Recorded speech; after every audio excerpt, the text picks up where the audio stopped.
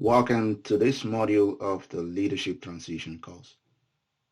We will be looking at the topic team structure and role clarity as you start managing or leading your team. So what is exactly team structure? In previous module, we talked about organizational structure, which is setting out the way activities are done, which determines the culture and how things eventually runs down in the organization.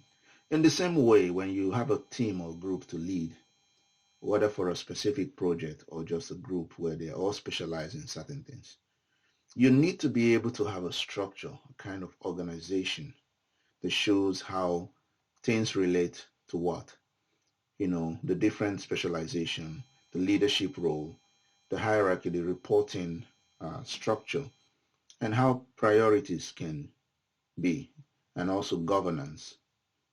And this is something that the team needs to understand. So for example, if you're a team lead, or let's say you're a project manager, and you have maybe 2 or 3 projects, or even a project, and you divide the people into different teams.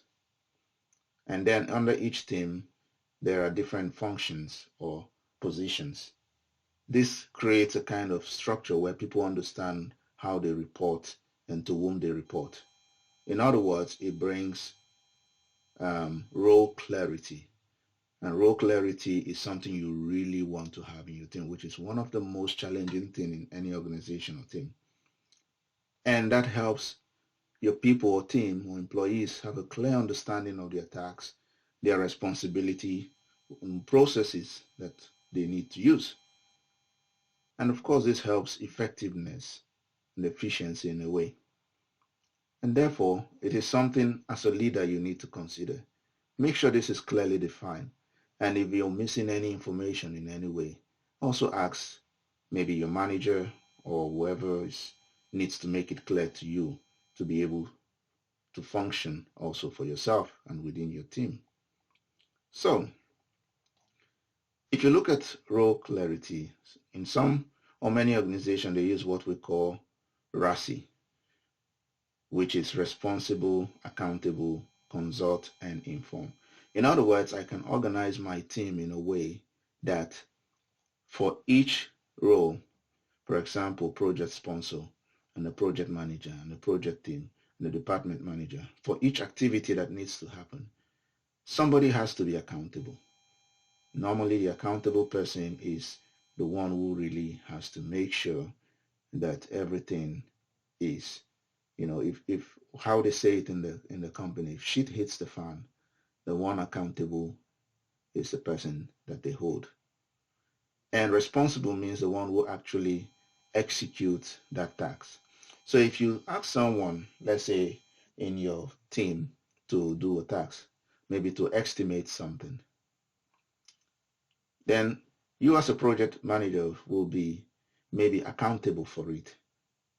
But then someone in the project team will be responsible for doing the actual work. And there are people like maybe the sponsor or the department manager that you just need to inform. And if for any reason there is an expert you need his opinion, you can consult that person. And this is how you do it in such a way that when the team looks at how you've organized it, they understand exactly what needs to happen.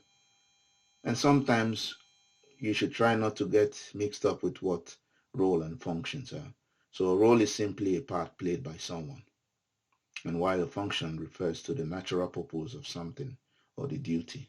So, for example, someone can be playing a role of an architect, but he's simply having the function of building roadmaps and generating ideas for the team. But that same person can play a role of a project manager, and then the function changes.